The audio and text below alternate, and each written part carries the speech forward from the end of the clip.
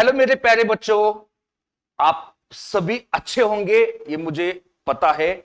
और आपका फिजिक्स और केमिस्ट्री का पेपर ये जब वीडियो आप देख रहे होंगे तब तक खत्म हो चुका होगा।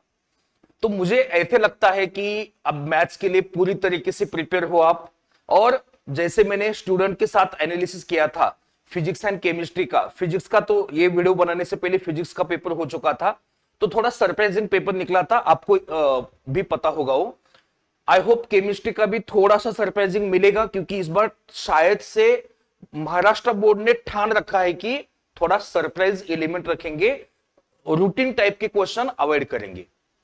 तो ये वीडियो अपना होने जा रहा है पार्ट 2। पार्ट 1 आपने इंपॉर्टेंट थ्योरम का जो पेपर 1 के पार्ट 1 के क्वेश्चंस मैंने देखे थे, शायद आपने देख लिए होंगे। अभी हम स्टार्ट करने जा रहे हैं पार्ट 2। देखो, कुछ भी हो लेकिन थ्योरम्स में आपको कभी सरप्राइजेस नहीं मिलेंगे, आपको सरप्राइजेस मिलेंगे क्वेश्चंस में, है ना। या 1 मार्क क्वेश्चन हो या 2 मार्क हो 3 मार्क हो, तो बेटा ये बात आप मेरी देख लो कि उसमें सरप्राइजेस मिलेंगे, थ्योरम्स में कोई सरप्राइज नहीं मिलेगा। क्या ही होगा, क्यों चेंज करेंगे कोई थ्योरम, बरोबर आहे ना। तर यासाठी आपण एक महत्वाची गोष्ट लक्षात ठेवायची की आपल्या या लातूर सिटीतले जे स्टुडंट हा व्हिडिओ पाहत असतील त्यांनी प्लीज नोट डाऊन करा की 18 तारखेला 18 तारीख, 19 तारीख आणि 20 तारीख हे 3 दिवस लगातार 3 तास ऑफलाईन सेंटर वरती ऑफलाईन पद्धतीनं आपलं रॅपिड रिव्हिजन आपण घेणार आहेत बोर्डाचं। तर जे स्टुडंट लातूर सिटीला बिलॉंग करतात ते प्लीज सेंटर वरती या, खाली ऍड्रेस दिलेला आहे सेंटरचा, फोन नंबर दिलेला तो पहा आणि नक्की त्या रॅपिड रिव्हिजनचा फायदा घ्या। Free of cost, free of cost आपला तो रॅपिड रिव्हिजनचा कोर्स असणार आहे, त्यामुळे मित्रांनो त्याचा नक्की फायदा घ्या। मी पुन्हा एकदा सांगतोय की आपण जसं आपल्याला फिजिक्स आणि मे बी केमिस्ट्री, कारण हा व्हिडिओ रेकॉर्ड करताना केमिस्ट्री झालेला नाहीये, तर जे सरप्राइजेस आपल्याला भेटलेले आहेत, या सरप्राइजेस पासून वाचायचं असेल तर मी एक वेगळी स्ट्रॅटेजी बनवतोय की ह्या रॅपिड रिव्हिजन मध्ये जे आउट ऑफ ट्रॅक क्वेश्चन आहेत त्या क्वेश्चनला कसं डील करायचं हे ऑफलाईन पद्धतीने मी शिकवणार आहे। त्यामुळे प्लीज त्या रॅपिड रिव्हिजन कोर्सला जॉईन करा। ओके, राहिला प्रश्न थेरमचा, थेरम बदलत नाहीत, आपल्याला माहिती आहे थेरमचे प्रूफ ठरलेले असतात, त्याचं स्ट्रक्चर ठरलेलं असतं, विचारण्याची पद्धत ठरलेली असते, त्यामुळे याच्यामध्ये बिलकुल चिंता करण्याची गोष्ट नाही। पार्ट 3 मध्ये, हा तुम्ही पार्ट 2 बघताय इम्पॉर्टंट थेरमचा, नेक्स्ट पार्ट मध्ये मी एमसीक्यूज डिस्कस करणार आहे आणि जो आता फिजिक्स आणि केमिस्ट्रीचा ट्रेंड दिसतोय त्यानुसार मी एमसीक्यूज ला सुद्धा जे आतापर्यंत एमसीक्यूज आलेले आहेत, जे पुन्हा पुन्हा रिवाइज होत राहतात, ज्याप्रमाणे महाराष्ट्र बोर्ड दिसते की थोडस रिव्हिजनच्या थोडं चेंजच्या मूड मध्ये आहे, तर आपण पण आपली स्ट्रॅटेजी चेंज करूयात आणि एमसीक्यू थोड्याशा वेगळ्या पद्धतीनं आपण प्लॅन करूयात की कोणत्या एमसीक्यूचा अभ्यास करायचा। युजली काय ठरलेलं असतं, मागच्या 5 वर्षाचे पेपर काढा सर, एमसीक्यू सगळे पाठ करा आणि पुढे जा, नाही। मला माझं ऑब्झर्वेशन हे म्हणतं की ज्यांनी समजून अभ्यास केलाय त्यांनाच पेपर सोपे गेले असतील फिजिक्स आणि केमिस्ट्रीचे, आणि त्यांनाच मॅथमेटिक्सचा पेपर पण सोपा जाईल। यामुळं त्या रिव्हिजन कोर्समध्ये मी ती सुद्धा स्ट्रॅटेजी तुम्हाला शिकवेन की कोणत्या एमसीक्यूज ला हात घालायचे आपल्याला। आणि बाय द वे, आपल्या चॅप्टरच्या नंतर जे एमसीक्यूज आहेत त्यातूनच एमसीक्यू ऍज इट इज येतील असं पण म्हणणं आता चुकीचं आहे।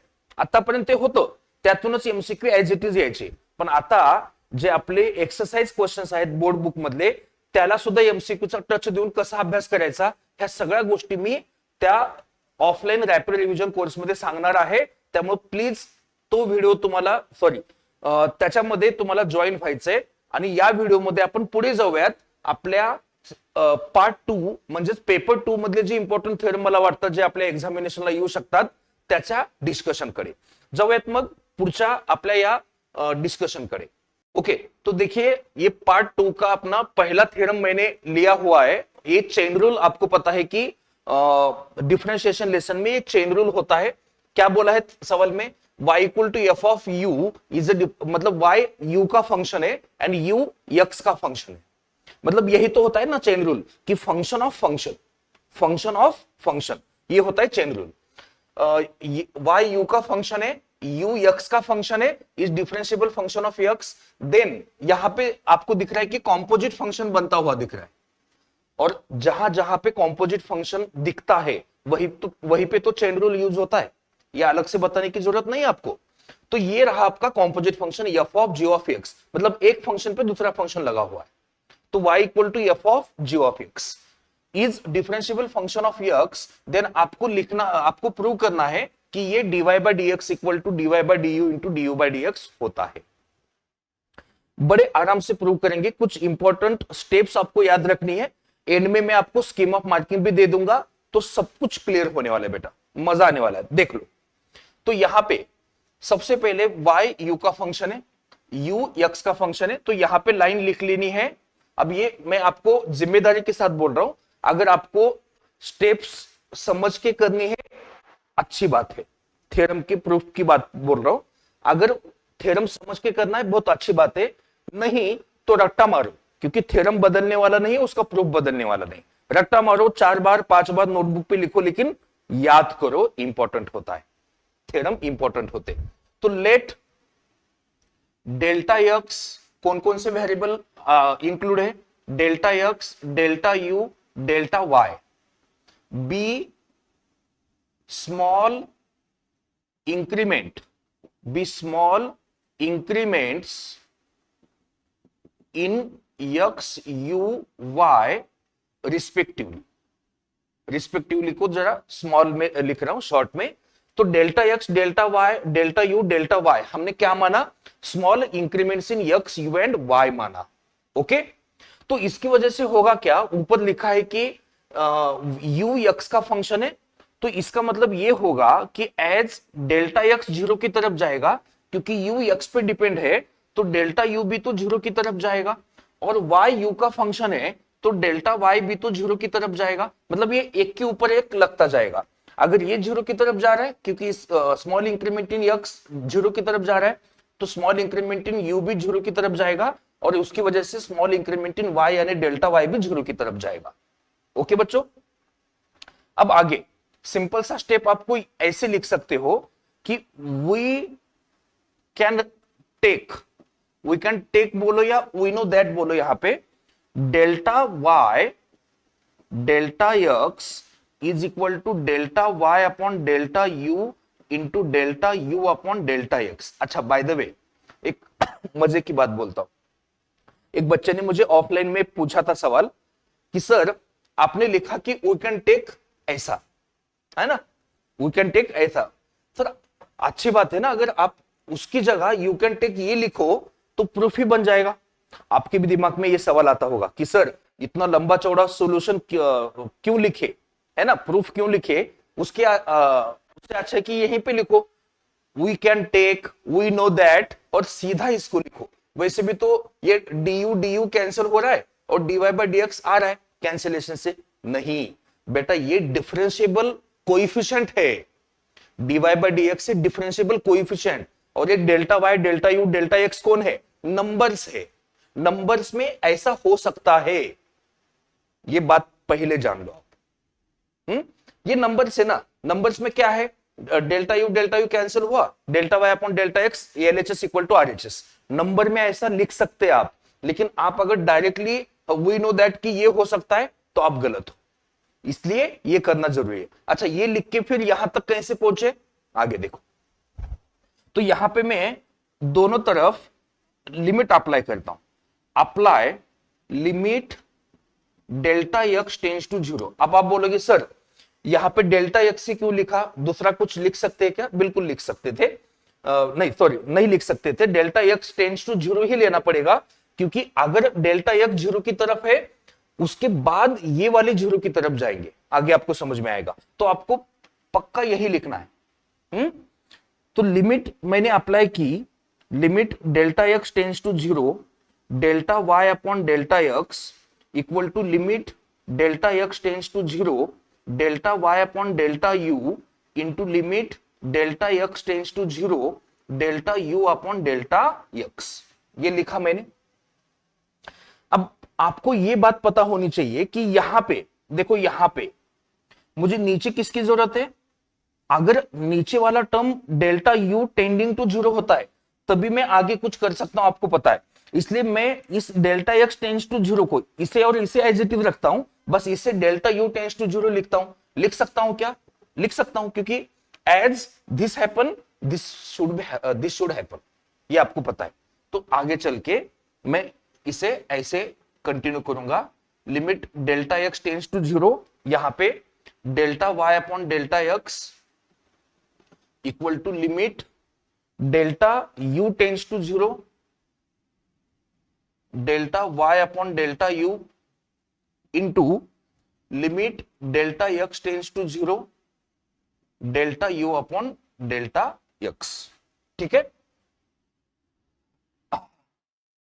वी हैव, आपको ये रूल पता होना चाहिए कि अगर limit delta x tends to 0 इसका होता है du बाई डी एक्स, ये डिफरेंशिएबल कोएफिशिएंट।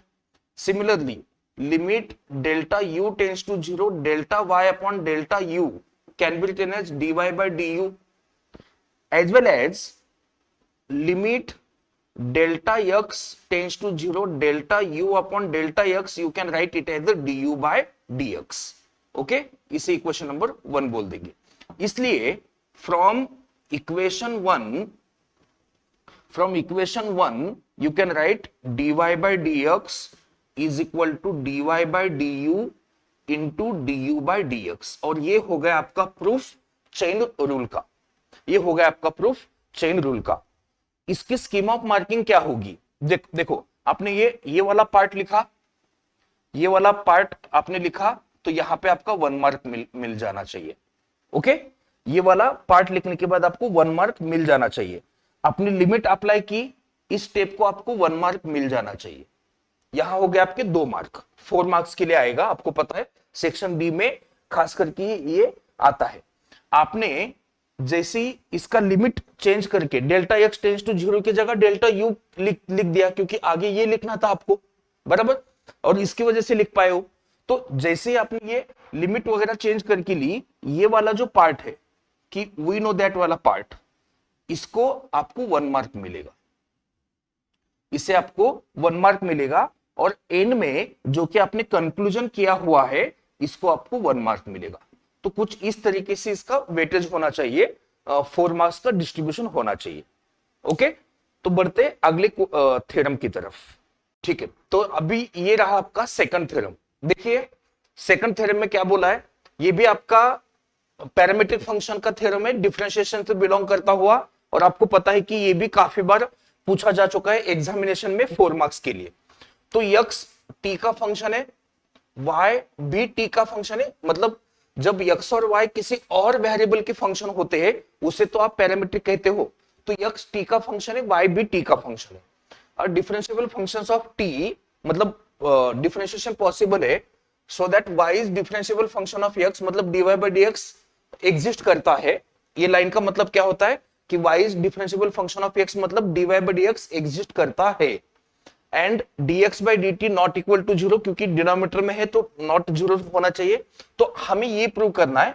और अभी जो मैंने फर्स्ट थ्योरम प्रूव किया था, इस सेशन का फर्स्ट प्रूफ, उसी के मिलता जुलता इसका प्रूफ होने वाला है बेटा। कुछ इंपॉर्टेंट स्टेप्स आपको याद रखनी है, बस हो जाएगा काम आपका। एंड एज वेल एज बस इस रिजल्ट की मदद लेके आपको इसका आंसर भी फाइंड आउट करना है, मतलब dy by dx फाइंड करना है, जबकि x और y t के फॉर्म में दे रखा है। तो यहां भी वही करो, let delta t delta x delta y be small increments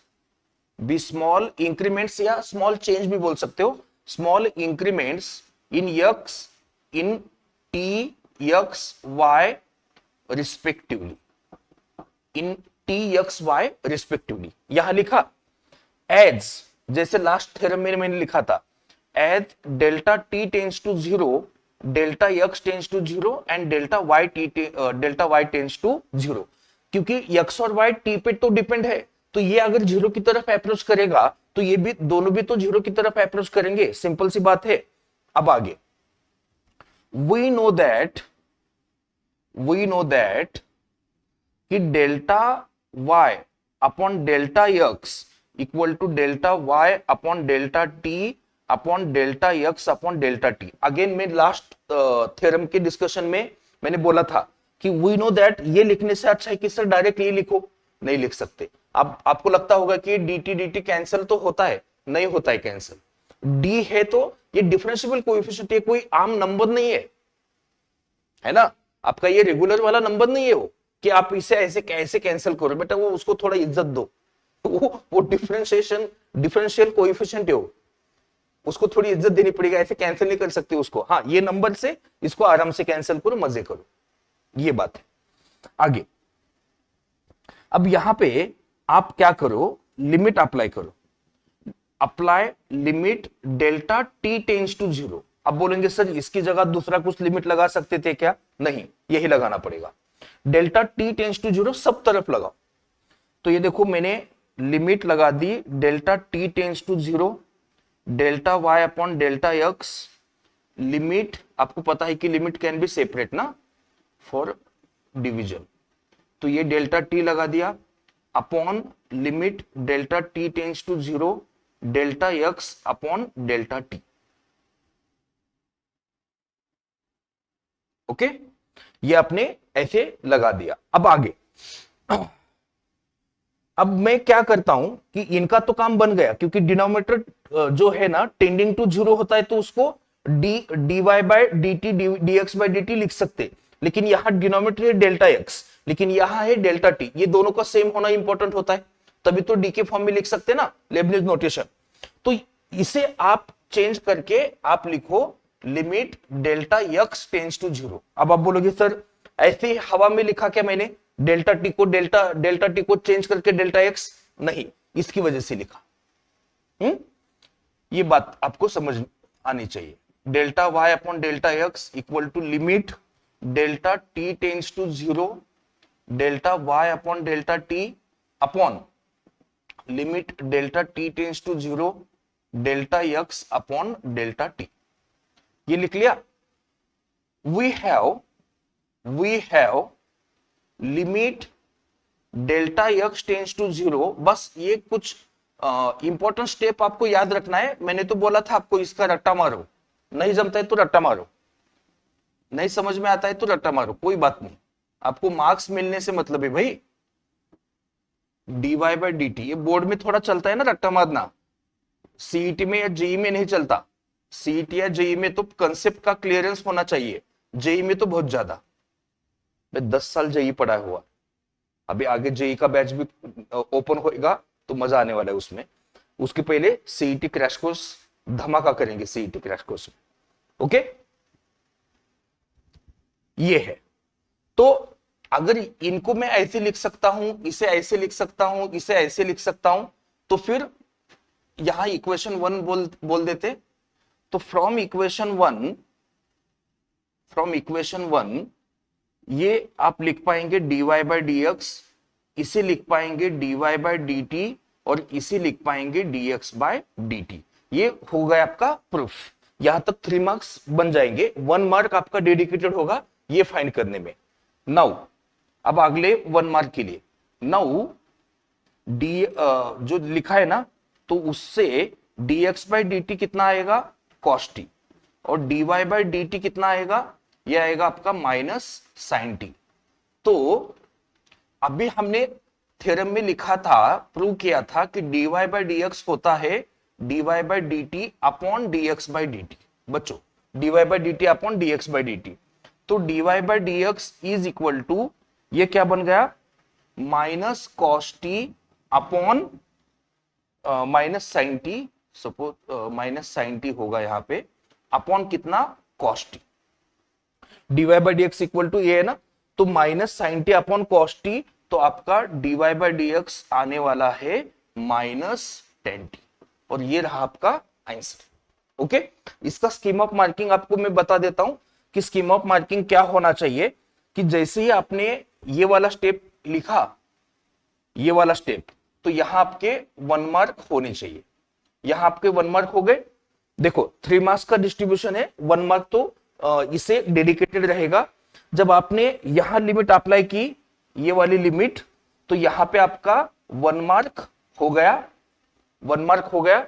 इसके बाद यहां आपने लिमिट सेपरेट करके यहां पे तो लिमिट सेपरेट की थी, यहां पे बस लिमिट चेंज करके लिखिए, लिमिट चेंज करके लिखिए। लेकिन ये जो वाला पार्ट है, ये वाला पार्ट और आपने जो ये रिजल्ट लिखा है, इनको मिला के आपका 1 मार्क हो जाएगा और आपका 1 मार्क इस रिजल्ट के लिए 1 मार्क होगा। तो ऐसे आपका 4 मार्क्स का डिस्ट्रीब्यूशन यहां पे हो सकता है। बढ़ते अगले थ्योरम की तरफ। ओके बच्चों, तो देखिए ये आपका थ्योरम 12 है। इसके पहले 2 थ्योरम देख चुके, दोनों डिफरेंशिएशन से थे और ये भी डिफरेंशिएशन से थ्योरम है। डिफरेंशिएशन में 3 होते हैं ना, तो उसमें से एक तो 100% आता है, एक 100% आता है, इन तीनों में से एक आएगा। अच्छा, इसका जो प्रूफ है, मैं ज्यादा इस क्वेश्चन के ऊपर या इस थ्योरम के ऊपर ज्यादा बात नहीं करता, क्योंकि मैंने जो गेस्ट पेपर आपके साथ शेयर किया हुआ है इसी यूट्यूब चैनल पे, उसमें मैंने बिल्कुल इसका प्रूफ बड़े अच्छे से समझा के बताया हुआ है। तो आप इसका प्रूफ देखने के लिए आप मेरे गेस्ट पेपर की प्लेलिस्ट देखिए, इसी वीडियो के डिस्क्रिप्शन में उसका प्लेलिस्ट का लिंक होगा।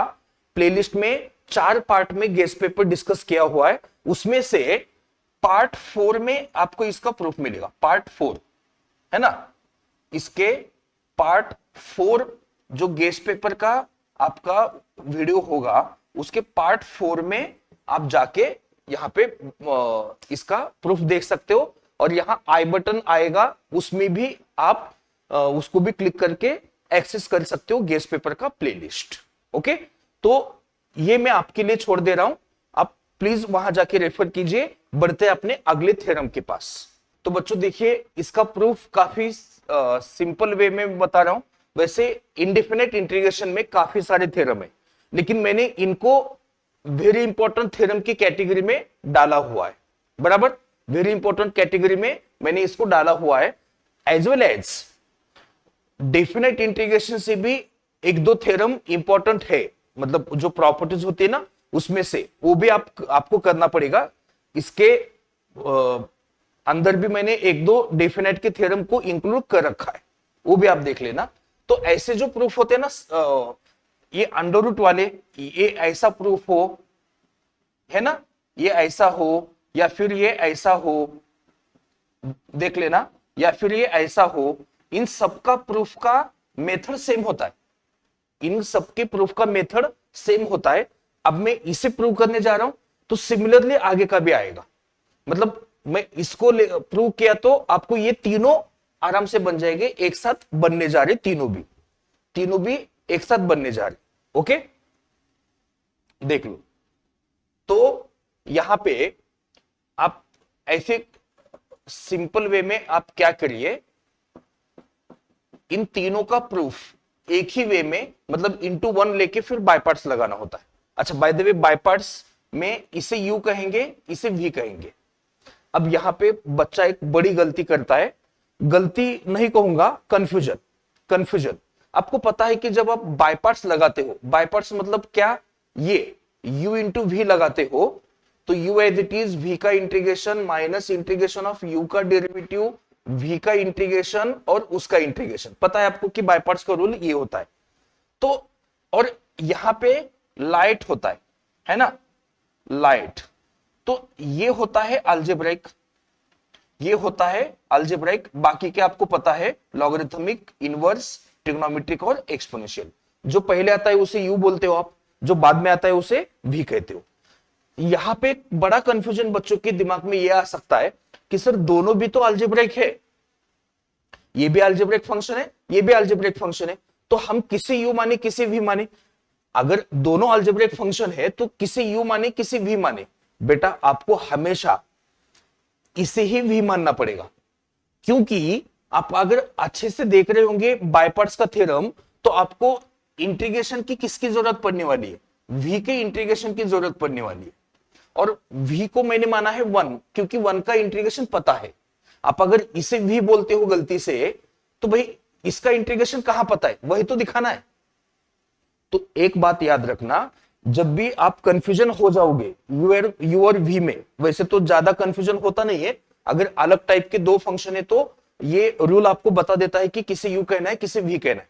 लेकिन अगर दोनों सेम टाइप के फंक्शन हो, तो v किसे कहे, v उसे कहो जिसका इंटीग्रेशन आपको पता हो। याद रखना, ये बड़ी हिंट दे रहा हूं मैं आपको, क्योंकि बच्चा काफी बार कंफ्यूज होता है। तो इस रूल से मैं अभी यहां पे इंटीग्रेशन लगाता हूं। तो यहां पे क्या बोला है कि u as it is into v का इंटीग्रेशन यानी x minus integration of u का डेरिवेटिव, है ना। इसका इस u का डेरिवेटिव क्या आएगा वैसे, 1/2√x² प्लस ए स्क्वायर इंटू 2x। तो वो वाला 2x यहां लिख देता हूं मैं, du/dx वाला स्टेप हो गया। फिर वापस से इंटीग्रेशन ऑफ v, तो इंटीग्रेशन ऑफ v और इस पूरे का इंटीग्रेशन, यही तो बात हो रही है, यही तो बात हो रही है। तो इंटीग्रेशन बाय पार्ट्स का इंटीग्रेशन मैं यहां पे लगा रहा हूं।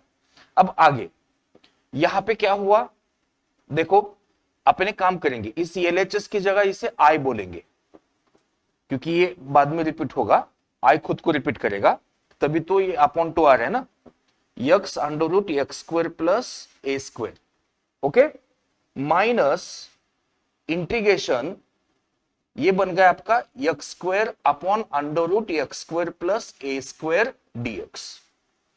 अब यहां अच्छे से मेरी बात सुनो कि यहां पे मैं क्या करने जा रहा हूं, x √x² प्लस ए स्क्वायर माइनस, यहां पे मैं x² प्लस ए स्क्वायर माइनस ए स्क्वायर का एडजस्टमेंट लगा दिया, यहां पे अपन ने इसका एडजस्टमेंट लगा दिया और इसे अपन इक्वेशन 1 बोलेंगे क्योंकि इसका रेफरेंस बनता है।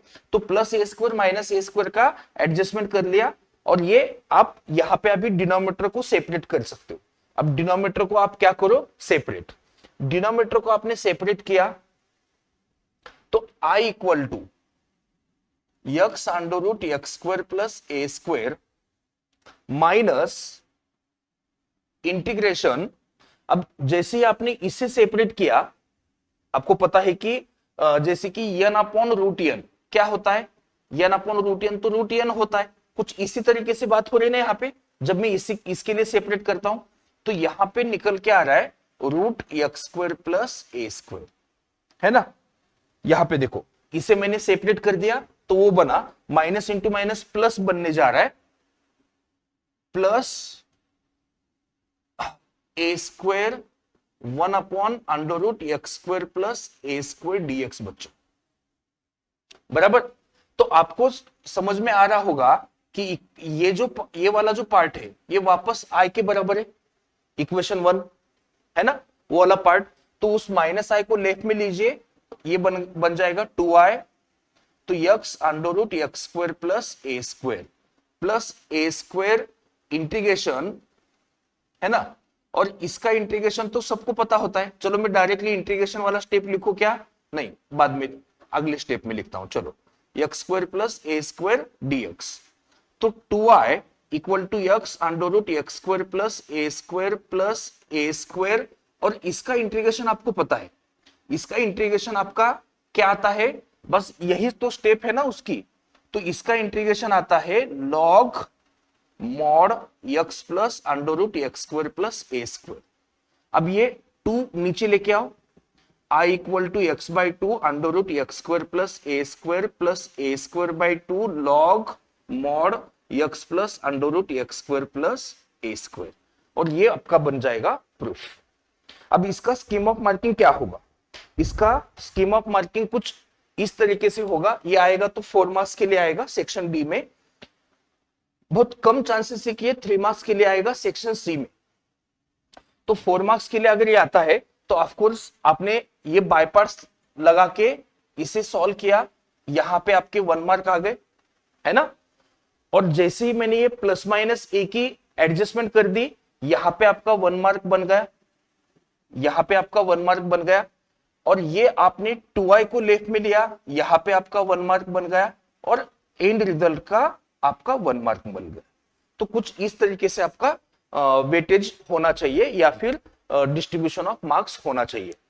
अगेन आई एम रिपीटिंग कि यहां पे जो इस तरीके के और 2 थ्योरम है ना, यहां पे √x² माइनस ए स्क्वायर होता है और √a² माइनस x स्क्वायर होता है। तीनों का प्रूफ इंटू 1 लेके बाय पार्ट्स लगा के फिर डिनोमिनेटर को ऊपर एडजस्ट करके सेपरेट करके ऐसे ही बनता है। ओके, तो उन 2 थ्योरम्स को आप इसी थ्योरम के अकॉर्डिंग समझ लीजिएगा। बढ़ते आगे। ओके बच्चों, तो देखिए ये वाला थ्योरम आपको दिख रहा होगा कि आपका डेफिनेट इंटीग्रेशन का ये वाला थ्योरम है। और ये वाला थ्योरम मैं गेस्ट पेपर में डिस्कस कर चुका हूं सेक्शन डी में। इसके लिए अगेन आप रेफर कीजिए पार्ट 4, गेस्ट पेपर का पार्ट 4 आप रेफर कीजिए, उसमें इसका प्रूफ बन जाएगा। सिखाने वाला मैं ही हूं वहां पे। ओके, तो उसका भी गेस्ट पेपर का प्लेलिस्ट नीचे डिस्क्रिप्शन में और इधर आई बटन पे क्लिक करोगे तो आपको मिल जाएगा। गेस्ट पेपर का डिस्क्रिप्शन में प्लेलिस्ट का लिंक दिया हुआ है। बढ़ते अपने अगले थ्योरम की तरफ। ओके बच्चों, तो देखो ये 15th थ्योरम होने जा रहा है इंटीग्रेशन का है, डेफिनेट इंटीग्रेशन का और इवन का। सबसे पहले कि इवन फंक्शन और फंक्शन में आपको समझाता हूं। आपको पता होना चाहिए कि अगर F of minus x F X के बराबर होता है तो ये होता है इवन फंक्शन। फॉर एग्जाम्पल आपको पता है कि ये cos x होगा फंक्शन, इवन फंक्शन है ना। Sine power n x even function है। अगर एन आपका ऑड होता है तो चलो मैं एक इवन होता है तो मैं साइन स्क्वायर एक्स कहता हूं, सो ऑन। और f of minus x equal to minus f of x अगर होता है तो वो फंक्शन क्या होता है, ऑड फंक्शन। जैसे कि एग्जांपल के तौर पे मैं अगर आपको बताऊं तो साइन एक्स आपका ऑड फंक्शन है, साइन क्यूब एक्स आपका ऑड फंक्शन है, इस तरीके से। तो ये इवन ऑड फंक्शन का डेफिनेशन है। इसको याद रखना कि ये इवन फंक्शन है और ये ऑड फंक्शन का डेफिनेशन है। तो इसमें इंपॉर्टेंटली आपको क्या देखना रहेगा, तो यहां ये जो है एलएचएस, इसका प्रूफ देख लो। Minus a to plus a, आपको पता है कि minus a to plus a के बीच में कहीं पे जीरो तो होगा ही, minus a to plus a के बीच में कहीं जीरो तो होगा ही। और by property of definite integration आप इससे जीरो के लिए तोड़ सकते हो। आपने इसे जीरो के लिए ब्रेक करके यहां पे ले लिया है ना, जीरो के लिए ब्रेक करके आपने यहां पे लिखा। अब जरा ध्यान से देखना कि ये जो एलएचएस है इसमें मैं क्या चीजें करता हूं। ये वाला जो पार्ट है मेरा, ये वाला जो पार्ट है, इस वाले पार्ट में अब बोर्ड एग्जाम में आप ऐसे मत लिखो, आप ऐसे लिखो कि ये जो मैं सब्स्टिट्यूशन करने जा रहा हूं पूरा, in this put x equal to minus t, put x equal to क्या लिखिए, माइनस टी। तो तुरंत उसका डेरिवेटिव भी कर दोगे ना आप विथ रिस्पेक्ट टू टी। अच्छा, लिमिट भी तो चेंज होगी। तो when x is minus A T is plus A, when x is zero T is zero, ऐसे कुछ आपकी लिमिट होगी। तो आपका जो एलएचएस है, आपने देखो सब्स्टिट्यूशन सिर्फ इसमें रखा है, इसे आपने हाथ नहीं लगाया, ये एज इट इज रहेगा। तो इस सब्स्टिट्यूशन के बाद क्या होगा, x की जगह में माइनस टी लिखूंगा और dx की जगह माइनस dt लिखूंगा। तो ये माइनस बाहर निकाला, लोअर लिमिट मेरी स्मॉल a, अपर लिमिट मेरी जीरो। और यहां पे बनेगा एफ ऑफ माइनस टी और dt। आप बोलोगे सर dx तो माइनस dt है, तो माइनस मैंने पहले से बाहर निकाल के रखा हुआ है। और अगला वाला एज इट इज लिखो, अगला वाला zero to A F x D x as it is लिखो। तो यहां पे इस माइनस को एडजस्ट करने के लिए जीरो टू ए लिखना पड़ेगा, क्योंकि आप जब लिमिट इंटरचेंज करते हो, लिमिट चेंज करते हो तो बाहर माइनस एक आता है ना, आपको पता होनी चाहिए। A to B is equal to minus B to A, ये होता है फर्क उसमें। तो ये चीज आपको कर देनी चाहिए। और f of minus t d t plus zero to A F x D x. और आपको पता है कि इसमें वेरिएबल चेंज करने से कोई फर्क नहीं पड़ता। अगर आपने सब कुछ सेम रखा है, लिमिट सेम रखी है, सिर्फ टी की जगह एक्स, वो शेक्सपियर ने कहा है ना, what's there is a name in a name, तो टी को एक्स से रिप्लेस किया हुआ है, वेरिएबल चेंज चलता है। तो integration zero to A F x D x. तो यहां पे दोनों की लिमिट सेम है, तो आप इन्हें ऐड कर सकते हो। आपने इन दोनों को क्या किया, ऐड, कुछ ऐसे आपने इन दोनों को क्या कर दिया, ऐड। अब जरा डेफिनेशन पे आओ। जो मैंने लिखा था कि इवन फंक्शन में क्या होता है, F of minus x F X के बराबर होता है, और ऑड फंक्शन में F of minus X minus F X के बराबर होता है। ये फर्क आपको पता है। तो अगर फंक्शन इवन है, यहां पे दो केसेस आप लिखिए। केस फर्स्ट कि फंक्शन क्या है, इवन। तो फंक्शन इवन है तो एफ ऑफ माइनस एक्स और एफ एक्स क्या होंगे, सेम होंगे। यानी कि ये बनेगा आपका ट्वाइस, क्योंकि एफ एक्स, ये भी एफ ऑफ माइनस एक्स किसके बराबर होगा, एफ एक्स के बराबर। तो F X plus F X, two F X, वो टू मैंने बाहर निकाला, 0 to A F x D x. और case two, case two F क्या है, ऑड। ऑड होगा तो क्या होगा, F of minus X minus F X के बराबर होगा।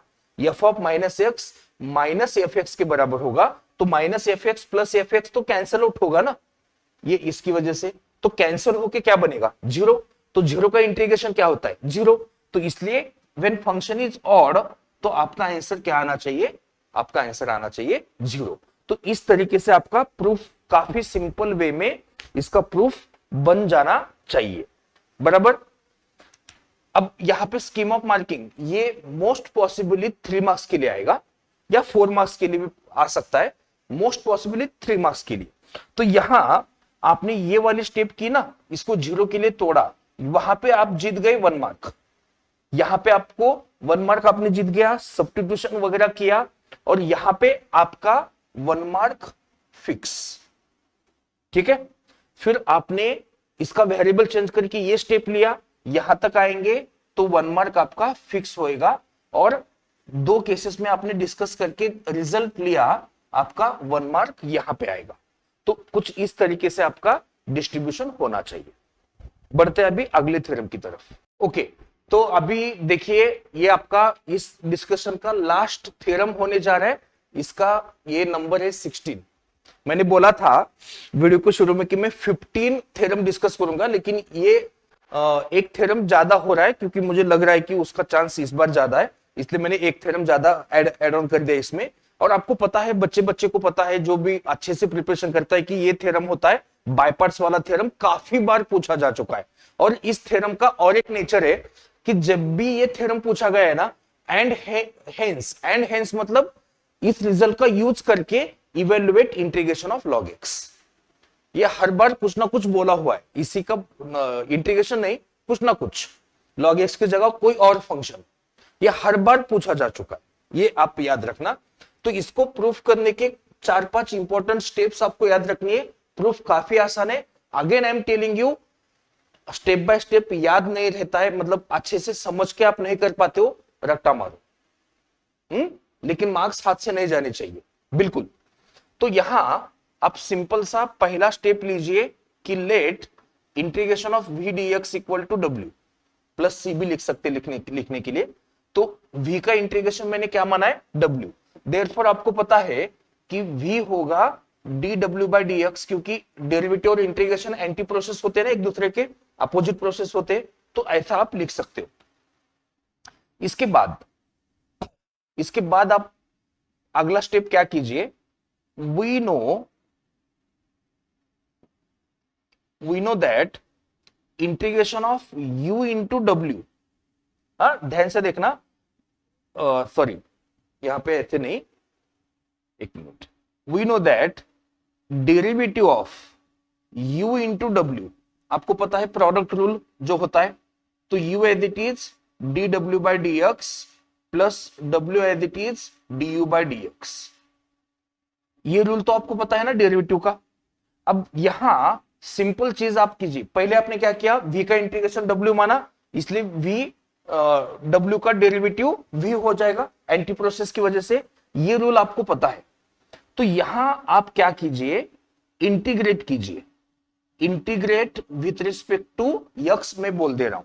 तो जैसे ही आपने इसे इंटीग्रेट किया तो डी बाई डी एक्स और इंटीग्रेशन आपस में कैंसल आउट, मतलब कहने की बात है कैंसल आउट नहीं होता है वो, समझने के लिए।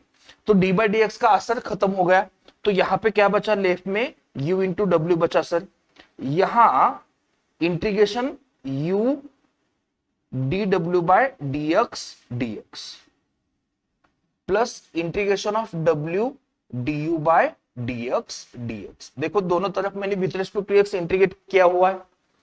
तो इसके बाद यहां आप क्या लिख सकते हो, u, और यहां w को आप क्या लिख सकते हो, इंटीग्रेशन ऑफ v।